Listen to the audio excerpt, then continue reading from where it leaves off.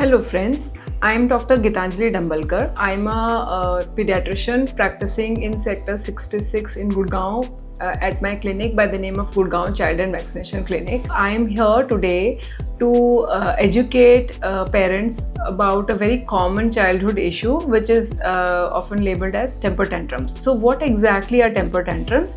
Temper tantrums are actually behavioral episodes which are characterized by extreme anger and frustration on the part of the child. The age in which this usually begins is about 12 to 18 months and may go on up to the age of 4 years. After the age of 4 years, they're generally infrequent. What exactly is a tantrum and what brings it on?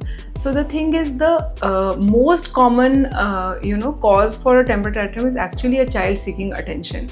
So it's a attention seeking behavior on the part of the child.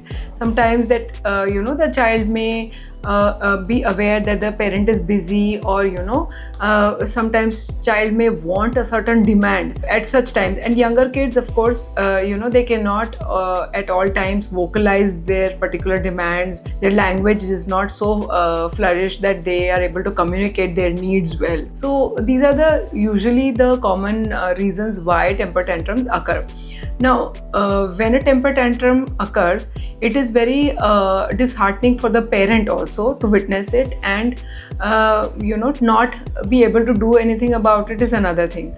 So it may be tempting as a parent to kind of at the point of temper tantrum give in to the child's demand, but you have to resist that urge. You should not give in to the child's demands and instead try to focus on how to make the child calm, because if a child learns that the parent is giving in to the demand, then the temper tantrums, the frequency may increase. So you have to remember that in the times of temper tantrum, you have to do a certain few things. As a parent, you have to stay calm and remember that this is a temper tantrum, and the only way to stem it is through being calm and not giving into the demand. If a child is in an environment which is calm, then the temper tantrum may resolve sooner than otherwise if the parent may yell or scream at the child. So you have to allow the child a space of calmness to allow the tantrum to settle, and you have to also, like I said, not give in to the demand. At the same time, you have to make sure sometimes you may also need to ignore the tantrum. How do you ignore it? Like if a child is in a certain room and there's a tantrum happening, and you notice at the start that this is at the start of a tantrum, what you can do is you can leave the child alone in the room and make sure there's nothing that might injure the child. So you make sure you remove all the hurtful things or devices from the room and just leave the room and allow the child to calm down on his own. At times, for younger children, distraction is a thing which may be used. So you just try to focus the child's attention to something else at that point. A lot of times that is known to help. And if it's in a public place, you just bring the child into a car or a parking area to avoid unwanted attention.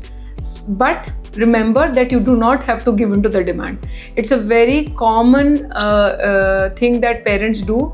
Child is yelling, screaming, even banging the floor, might be also lying down on the floor. Typically a tantrum episode goes on like this. First the child is crying, yelling, maybe screaming at the top of his voice, or might be banging the floor, might be lying down on the floor and moving his legs up in the air. So it is very frustrating for a parent in a public space. So what you do, you just bring the child into a familiar environment, or in a car, or in a privacy of a place where you do not attract unwanted attention.